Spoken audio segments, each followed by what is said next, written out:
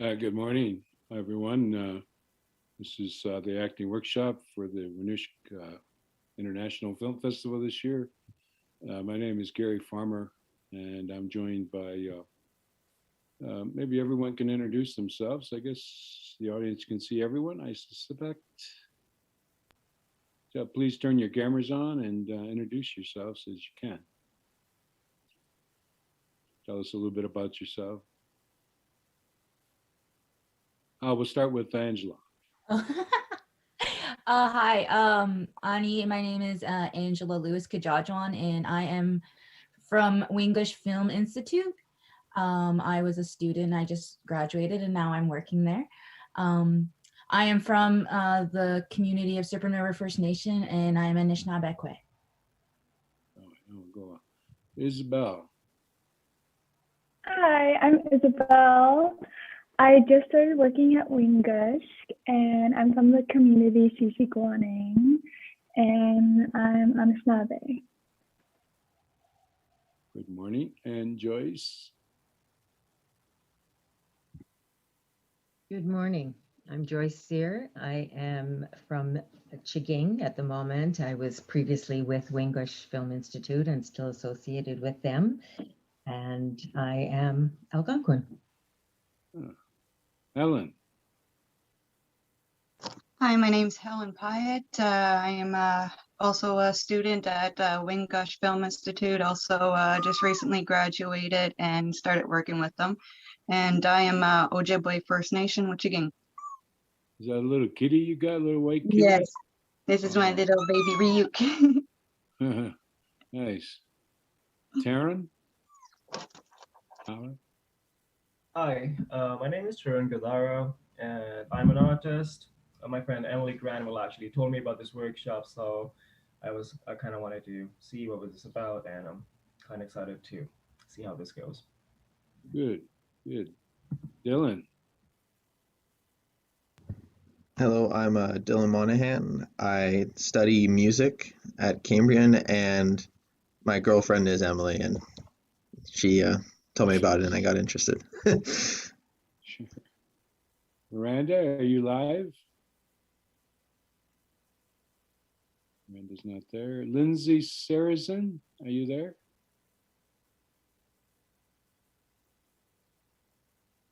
And then, so we've got, that's everyone in? I guess Adam and Emily are there as well. No Lindsay. All right. Well, good morning, everyone. I'm Gary Farmer, originally from Six Nations along the Grand River, Haudenosaunee. I'm a combination of four of the Six Nations, Cayuga, Mohawk, Oneida, and Tuscarora. I've been an actor since 1975. And I started off acting by, I don't know, I took an interest in film and photography as a student.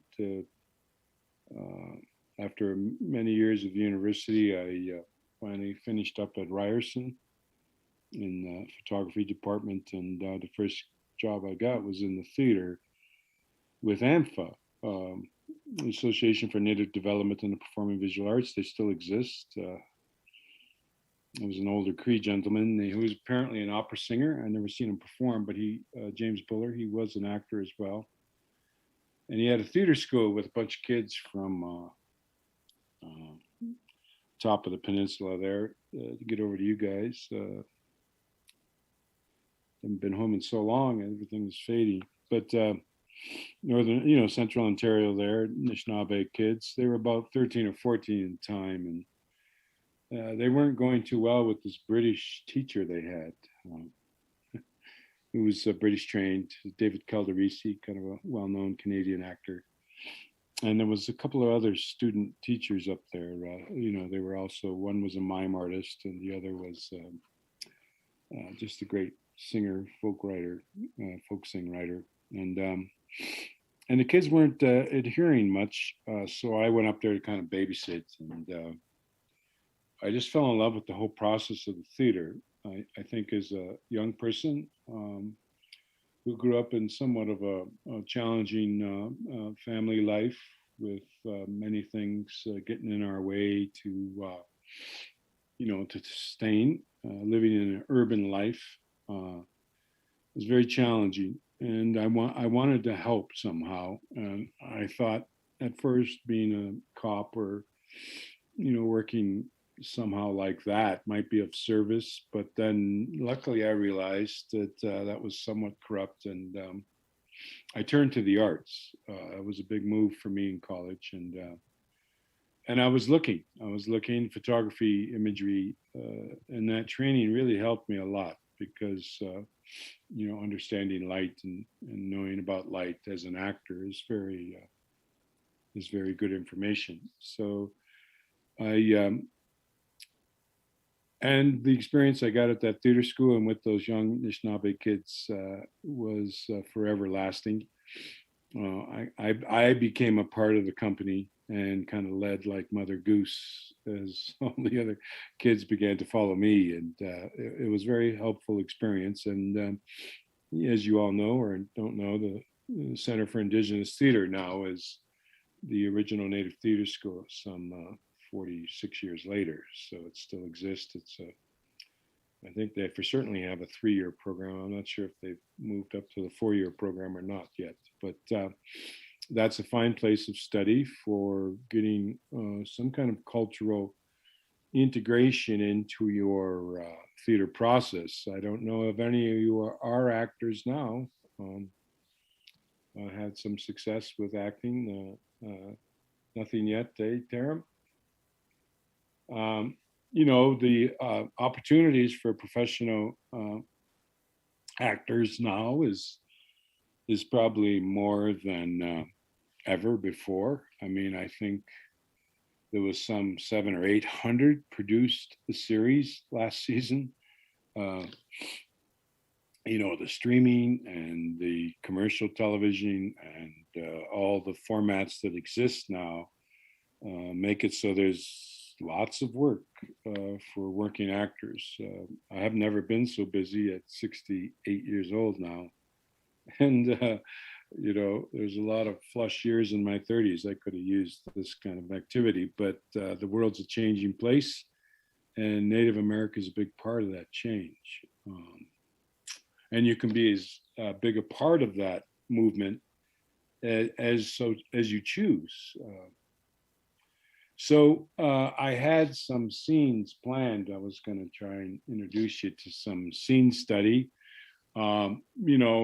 I've been working via Zoom as an actor since the pandemic struck. I've probably done about mostly play development during this period. There's always new plays being written, new plays being inspired. I've been working for the Minneapolis Playwriting Center, nurturing playwrights through the course of this. I've workshopped probably a half a dozen of new plays, both as director and actor. And of course, it's all about the Zoom acting these days. So I quickly wanted to give you some tips on, being able to work the screen like I'm trying to do right now, where you can play back, you can play up for certain things. Basically this little square here is your working environment for Zoom actors. So all your props, in terms of making them work as props, you got to play that screen. All of you should come forward onto I'd like everyone to stay present. I don't like talking to names. So anyone who's participating, if you're there, turn your camera on. I guess if you go to the bathroom, you got to turn it off or something. But just stay present with me helps me. I don't talking to empty screens with names, right? So, it's rehearsing and then always you guys are probably better off prepared for this computer stuff than me. I couldn't even get the scenes up, so it's very challenging. So Zoom acting is all about face, voice, and eyes, right? So in my case, it's a little harder with the eyes because I can't see that well the script if we were working with a script at the time. But and it's being able to express all the subtext within the script. That's what's really important on the Zoom acting experience. And we're just going back to work. I've been working really ever since the pandemic struck. I've quarantined just once in Canada for 14 days to shoot one scene with one line. It took me 15 days to shoot that one final scene for a series called Resident Alien, which it aired in Canada, I believe, on the Sci-Fi Channel. I think you have a Sci-Fi Channel there. I'm in Santa Fe, New Mexico, by the way. I've been down here since I ended up here with a film called Powwow Highway, which we made in 1987. It was produced by George Harrison, the Beatle, and took me into it really kind of entered me into another realm of activity for me as an actor. And I began to play kind of Los Angeles and all New York and all that a bit. It's been a wonderful career. I've had the best life being an actor and being kind of a portly kind of guy too. I'm not. I've gotten more physically fit as the years have gone by, but I was always the biggest guy on the bus, right? I was always at the back of the bus. I was not a very a popular character as a child. I was always big and strong, but and I just can't believe that I had a 46-year career as an actor. It's been very wonderful, and I highly suggest it to anyone who's listening that a career as an actor is like the best thing, because you're trained to look at life in kind of a positive. You're always trying to make positive choices as an actor. You might have friends who make negative choices every day, right? And how long can you stay with people who make negative choices, right? You lose interest. You feel like I don't really want to be around that negativity. So as an actor, you're making internally, you're making positive choices on script material, generally trying to find a positive, interesting means to tell the story, even if you're the darkest human being on the screen. They believe in what they're doing or pursuing or executing, and you have to find a way to make that work for you as the actor. It's very challenging sometimes. Sometimes running a play for a year or 2 years, like Dry Lips Ought to Move to Kapuskasing, which some of you may be familiar with. It's a Thompson Highway play we produced in 1988, I think, at first, and then toured it nationally in 1990. It won the Play of the Year that year, and is a very challenging play to run for that length of time. To go through that level of emotions over that length of time was very challenging, and it took its toll on a lot of our actors who participated. One of the things I found of strength is maybe mid through my career, I went back and began to work on my Cayuga language, Scanos Fuguego, Negaso Hayan Twas, Wanishrio Wetne Naogos, Guaidiso.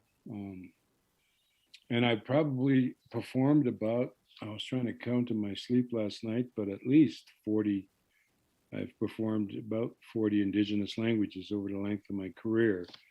Knowing your language, of course, and I'm sure many of the Anishinaabes in the North kind of do, and Crees are very familiar with their language as the years have passed, and it's a very wonderful thing to have as the performing actor. Any multitude of languages is exciting. I've had a good year. I hope you all can tune in to Reservation Dogs coming up on August 9th. The first 2 episodes will be available on FX. Again, I'm not really familiar with the Canadian plot anymore, but FX I'm sure is findable somehow.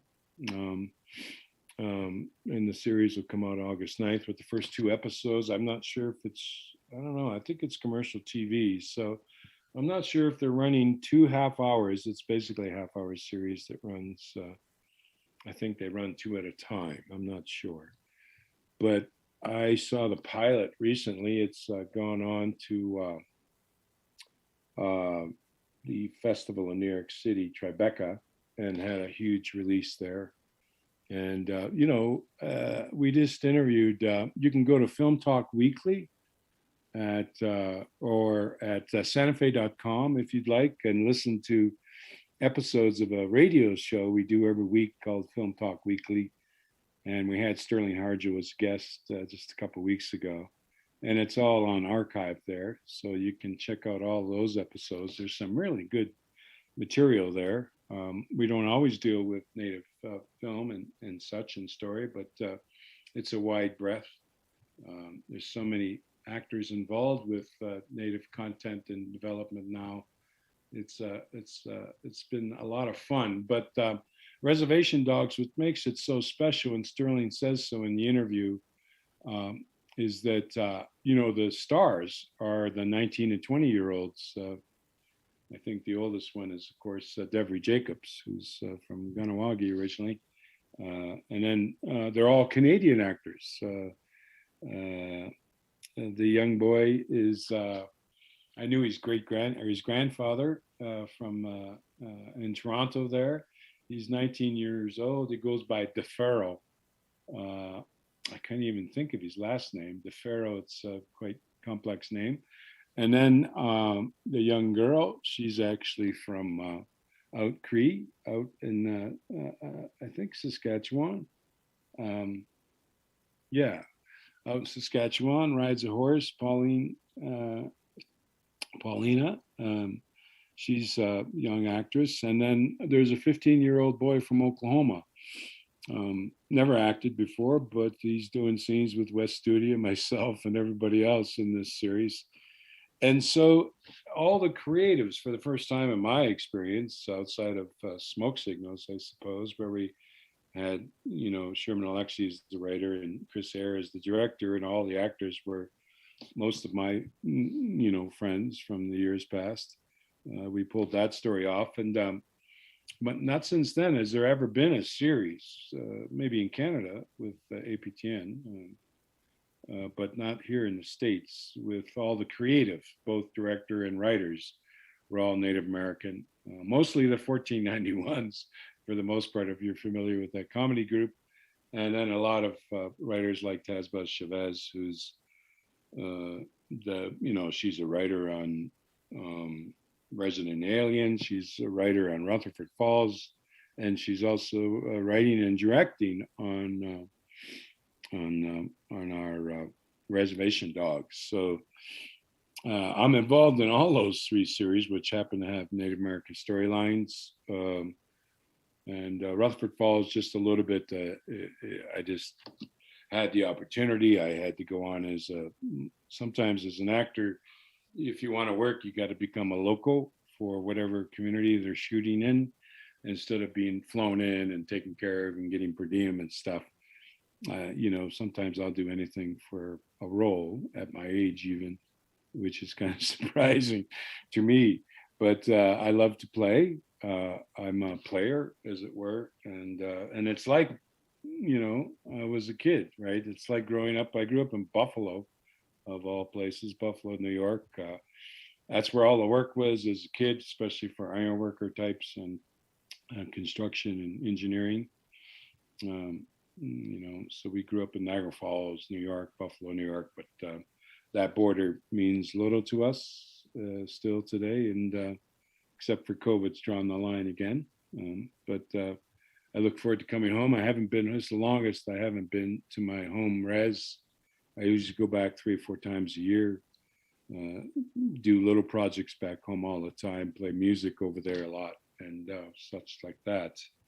When my career slighted as an actor, I turned to anything that would allow me to perform, and music became main agenda for a number of years to sustain my career. And I made money from performing. It was wonderful. And I've enjoyed and worked with, I feel like I worked with Wingush, even though it wasn't that name. I remember Graham Greene and he had just made a film called, I remember it was called Revolution with, one of the top New York actors, Al Pacino. And he made a lot of money. It seemed for our time. And then, theater actors were making $50 a day to workshop. We're making 300-400 a week to perform a play for a number of weeks, and we're still trying to live in Toronto. You can imagine the challenges of that. I don't know if anyone's been experiencing that as a performing actor trying to sustain in a major urban center and still work as a low-paying actor to get your trade under your belt. So that's what you got to do. You got to suffer for your art for a while till you get into the experience a bit, and then as people start to recognize that you're capable and worthy of the work, I suppose. Anyway, Graham had made some money, and he bought a brand new, I think it was an RX-7 or something, some fancy sports car. And I said that, I called him up. I said, Shirley's got a 12-page play. She wants to bring us up there and workshop it out for a couple of weeks. And so off we went in his fast car to, we used to call it West Bay. I still haven't got up to the Anishinaabe name. But, and I remember we used the dump as our set. The dump was our set. And we, produced basically a play in 2 weeks. And I know it ran up there in the language some eventually by Debashmachig. I'm not sure how things shook out after that, but I knew that Shirley Chicho had worked that play into a 2-act piece and toured it through the North for quite a while. So that's how it was. Shirley, just to tell you a bit about the history, since a lot of you work there, there was a company called NDWT. They were called the Ne'er-do-well Thespians. They ran out of the Bathurst Street Theater, and they worked with James Rainey a lot. He was the one, I feel, really responsible out of the University of Western Ontario to really begin to bring Native America into the theater scene in Canada in the 70s, in the mid 70s. And that's where the likes of Graham, myself, and of course, one of the early films we did together, I think in 77, was for CBC, For the Record. It was about Bill C-31, which gave the women back their rights if they married off or married another.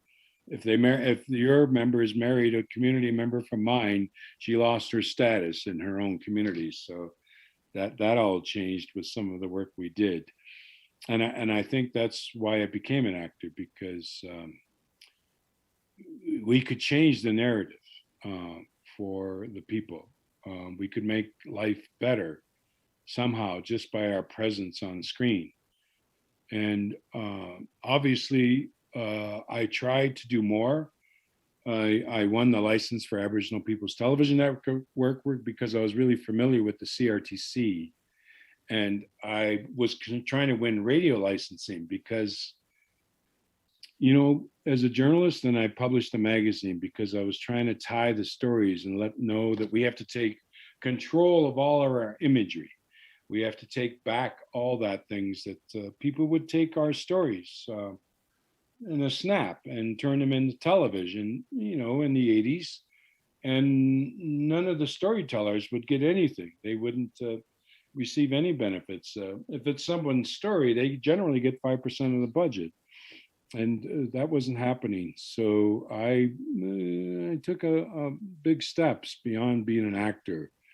And that's what you got to do as an actor. You have to, in order to cover the tracks, you gotta do a lot in order to sustain your own career. But I thought, now that I understand this entertainment industry and how it works, we have to take control of it and shape it to help what our needs are. For instance, the whole residential school package that's coming out now, we knew this information 20 years ago.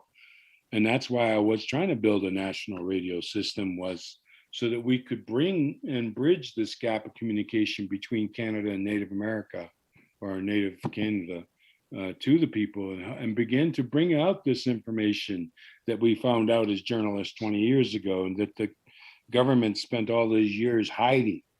And now look at the impact on communities. It's quite severe. You know, people are suffering from this information coming out now. There's a lot of anger, there's a lot of turmoil. Of course, it's all material for good, but there's a lot of pain that didn't need to happen if Canada would have let loose the reins on our ability to communicate to our own people and to all Canadians. But there was a tightrope always around our necks.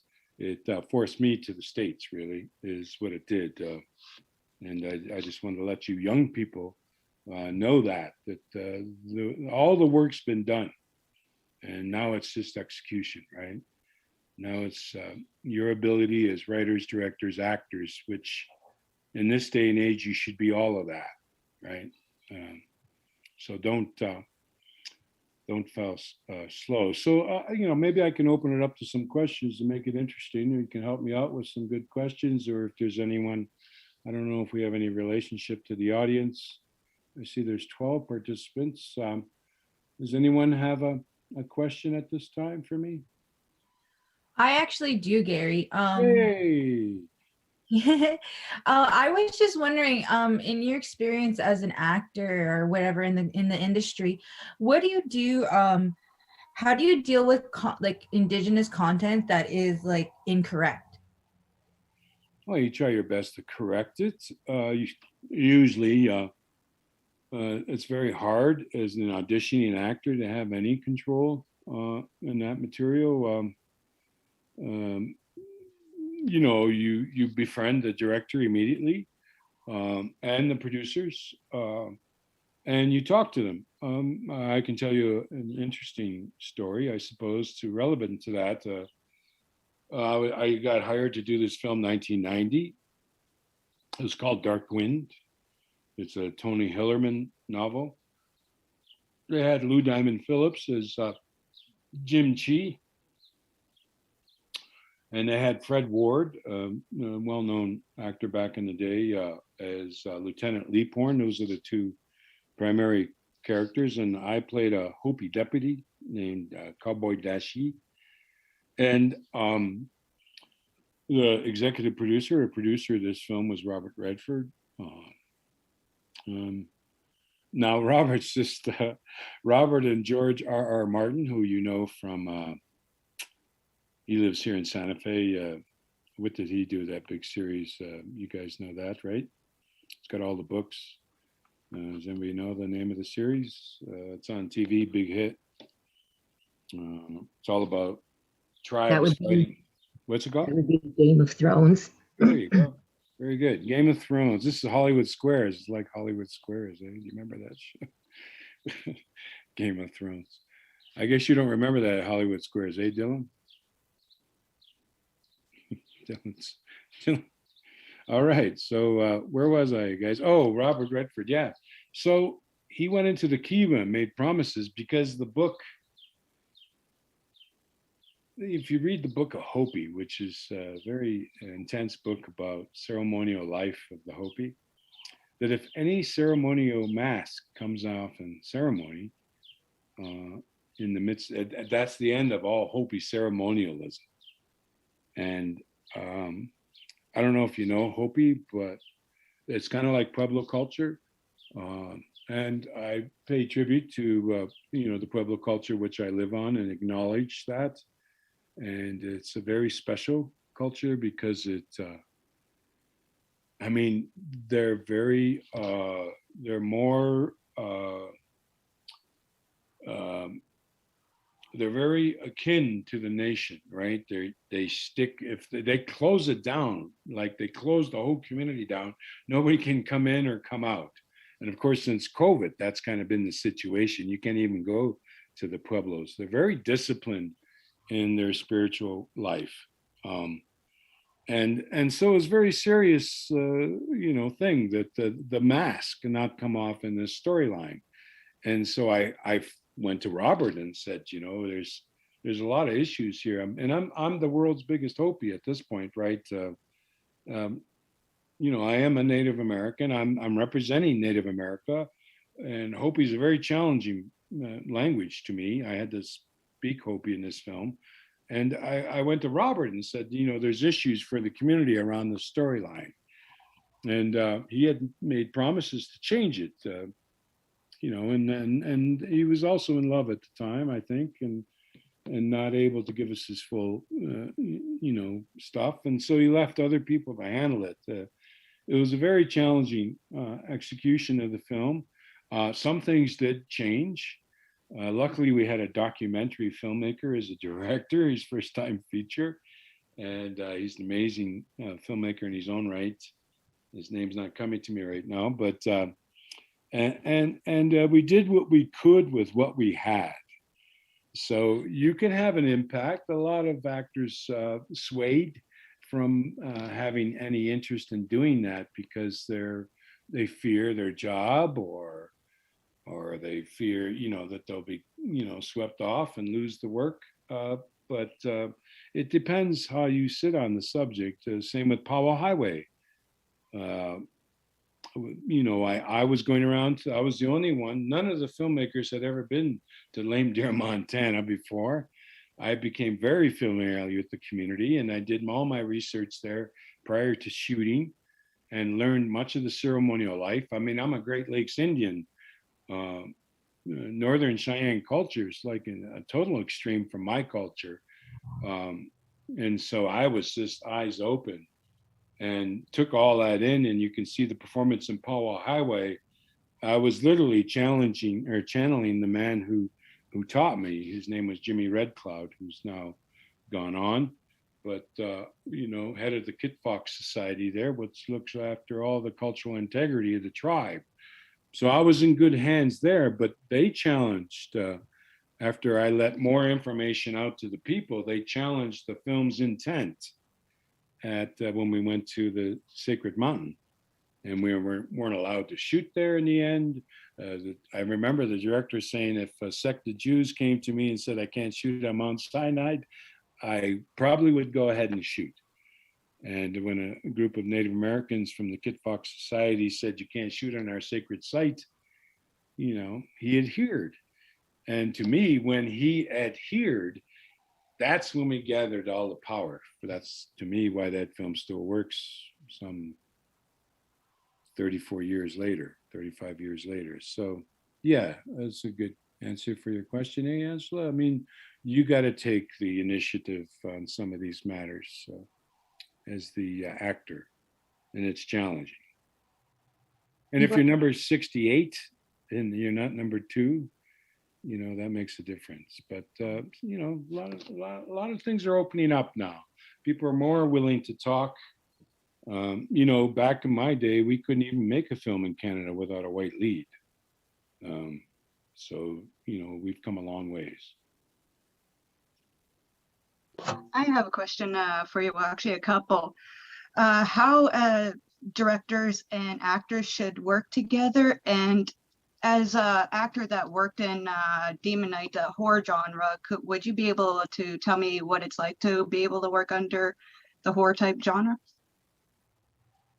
Oh, well, that was, I just heard about him. He's still active. He was Spike Lee's director of photography for a number of years. So, he had an excellent background as a director.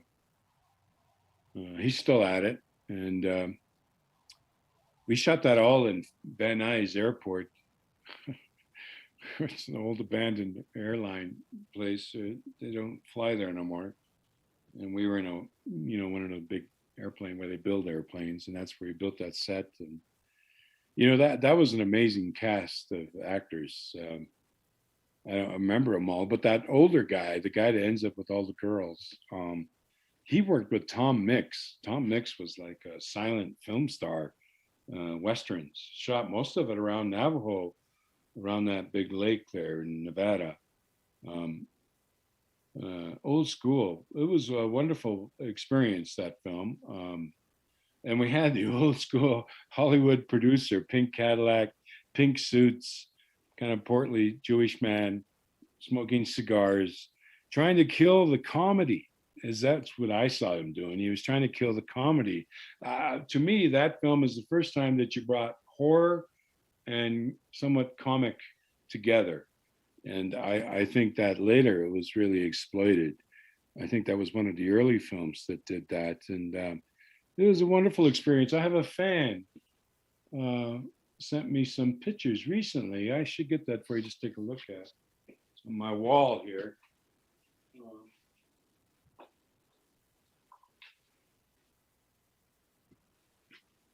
This is exciting.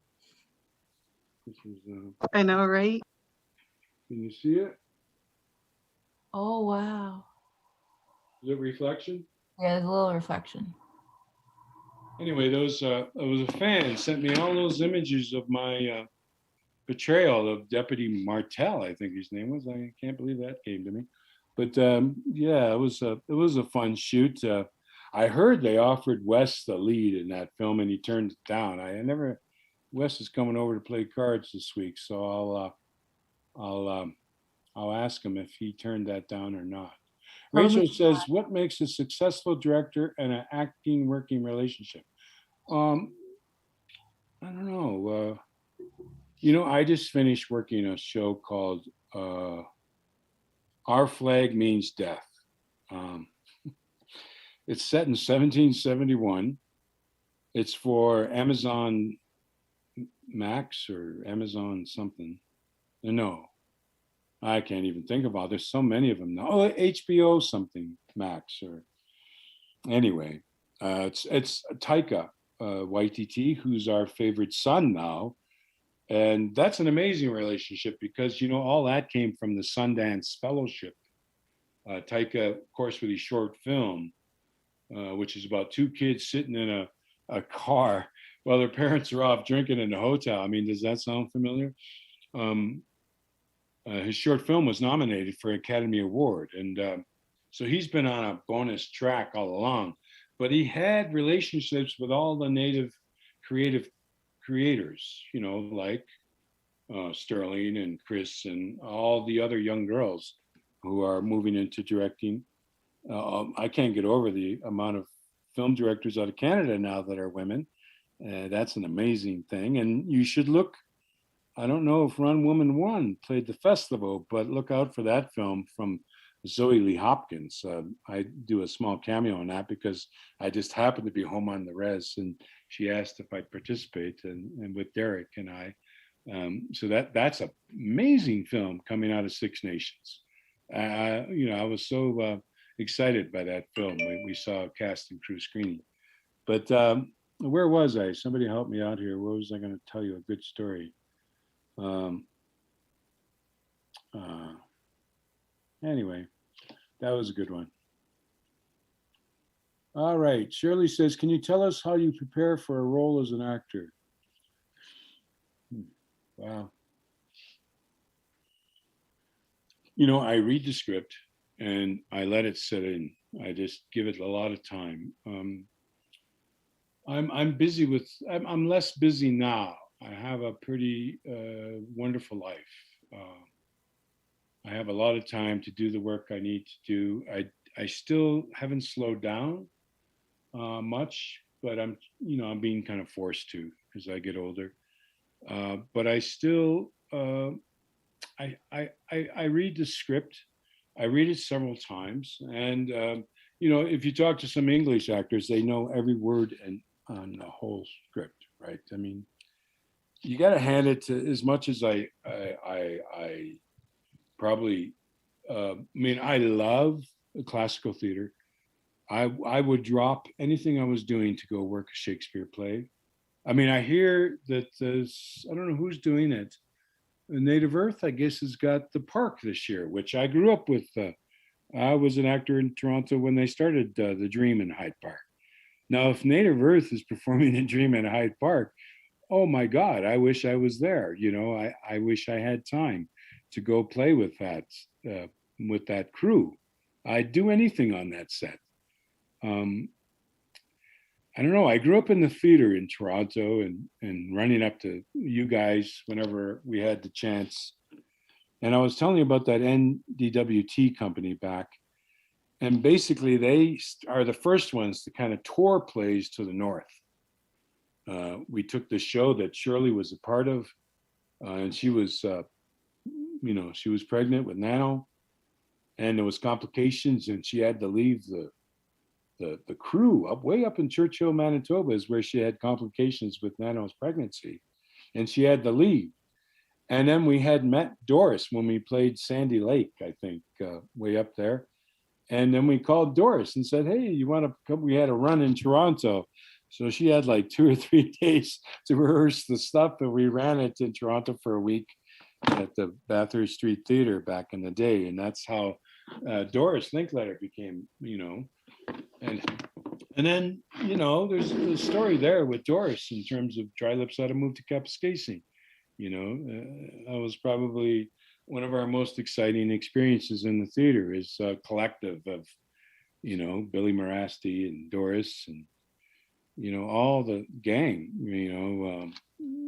they were from across the country too, all those actors, and their names aren't coming to me as readily as they used to, but it was a fine collection. Whoever played on the 3 or 4 years that we ran that play, and including Bubba, Ron Cook, he got ripped off when we went to the big stage, but it was an exciting time for us as young actors, and there was only a handful of us. Now there's a mega handfuls, and it's really exciting now to see all the young talent. But you got to get to know the director. And this one of my best experiences now. Anyway, I was shooting that YTT thing. I'm jumping around a bit, but I'm out in Hollywood doing the only Our Flag Means Death. And I had this script, which was quite funny. It's a comedy. It's a half hour. It's kind of pirates invading the islands and killing the islanders, mostly tribal people, of course. And I was playing a Taino chief. I put it up on one of the social medias. It was a photograph with a great big feathers and up like this, and I'm half naked, and I went and sat on the beach to get the right tan and spent all this time. Meanwhile, we had a Spanish director from Spain whose English was, it was okay, but and we're moving at Warner Brothers Studio. We're moving 90 miles an hour. There's 100 people on set. There's all these actors from around the world, New Zealand, Australia, Britain, accents from every country in the world you can imagine, black and white and different colors. And we're, there's tribal people of my tribe of people all over the place. And I don't know, I wasn't having a good relationship with the director. We weren't on the same page about where this character is or how it was to perform. And for the first time in a while, I just froze. There's all these actors across from me, it's me against them kind of in the scene. And if I have a breakdown with communication, I have to stay really attached to the production. If I feel any kind of insecurity from the production, whether it be the crew, the director, the other cast, I'm a foible. I need everyone's support in order to perform. And it's becoming more obvious as I get older. I wasn't always like that. I used to feel like I could save a film and do everything in one take. That's no longer the situation for me. I have to work 10 times harder to work as the actor now than I did when I was your age. And it's becoming harder for me. And I probably only have a few good performances left in me before I'll have to step away. but you know, it's that, you know, it's really integral to me to tell the story. And sometimes that's all I have to fall back on if I feel I don't have the support of the director or the other cast, of which I've had, you know, several occasions, being a Native American with a leading role and being the only Native American in a collective of actors. In my day, it was challenging to be a Native and work in the system, especially with the Canadian Broadcasting Corporation. Has, you know, been eternally my nightmare because they really had some old ways of working, and I felt like it was the CBC at the Warner Brothers because all the crew had been there 100 years, right? And it's just different when it's an independent crew. Everybody's there because they want to be, and they're trying to learn, and they're trying to tell this story, and everyone's behind it. When you get into the more established situations, they're not necessarily there for you or to support you or to do anything for you. And it can be very intimidating, especially for a Native American from Manitoulin Island, you know? So anyway, that I don't know if I made any sense of those. What advice would you be giving to emerging actors today? Learn the language. You have to read everything. You got to read books. You got to be literate, right? You got to understand language. You got to read aloud. Just take a novel. Take the novel that Pulitzer Prize winning novel that our girl from Dakotas just won. Can anyone tell me the name of that book? The Watchtower, is it? No, it's she won them. You know, read that book aloud to yourself. You know, when I was a young actor, we all had lazy tongues. The British teachers always said Native Americans had lazy tongues because we speak our, you know, we're more Anishinaabe speaking. So the tongue use is very different than speaking English. English is a very scientific language, right? It's Spanish and French have more nuance to them. You can have more fun. When I want to say, when I want to get somebody out of my way, I don't say excuse me. Excuse me is such a hard word. I say excusez-moi.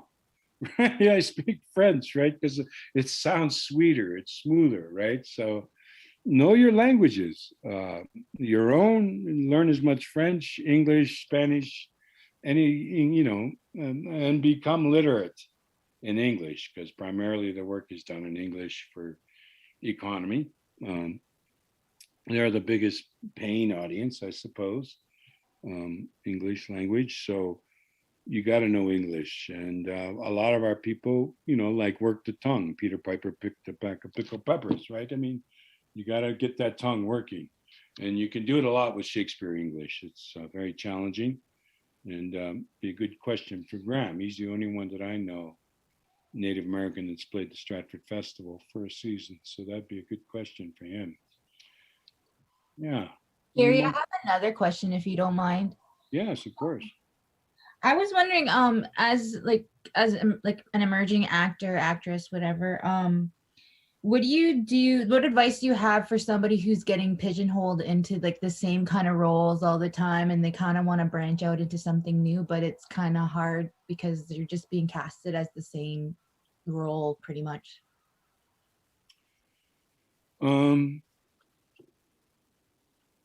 Well, I suppose that's me. Eh? I mean, I guess I've been pigeonholed. I don't know.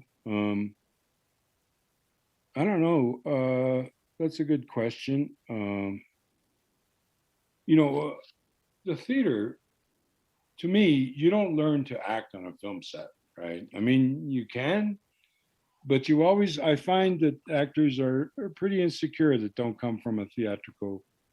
And the beauty of being a theater actor is that you have 4 weeks of rehearsal, or 3 weeks in you know, summer stock.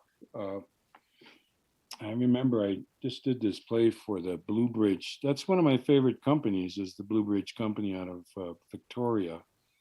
It's a director named Brian Richmond. He's also the main guy teaching theater at the University of Victoria there. He's the theater head. He was also Pass Marai's artistic director when we developed Dry Lips Ought to Move to Kapuskasing at the Pass Marai and eventually onto the Royal Alex. I mean, I was basically a character actor my whole life. Goofy faces, very flexible face. You know, also I was a very strong dramatic actor, I guess. You know, I always felt that I was a comedic actor. You know, I'm not sure how I got to all those, but I knew that I had a very expressive face. I mean, the only reason that I actually carried on with acting was support from peers. A director would tell me, you know, you're really good at this. You should keep doing it. Otherwise, you don't have any self-confidence in yourself that you are doing the job right. I mean, you can't see yourself. And when I'm on stage is where I'm most happiest. Because if the audience doesn't stand at the end, I didn't do my job. If I have an impact on the play. You know, meaning I have a big enough role to make the audience stand. So to me, that was I mean, it's the only job in the world where the audience does stand and applaud your work. I mean, you can be a nurse for your whole life and nobody's going to applaud you, though we should. And I applaud all the nurses today for all the work that they've done the last 2 years here. And so that's what it's about, is being just committed and taking the roles you get and making them your own. I think if you're getting cast as the drunk, which I actually had an elder that said, "Oh, Gary, you got to stop playing alcoholics," right?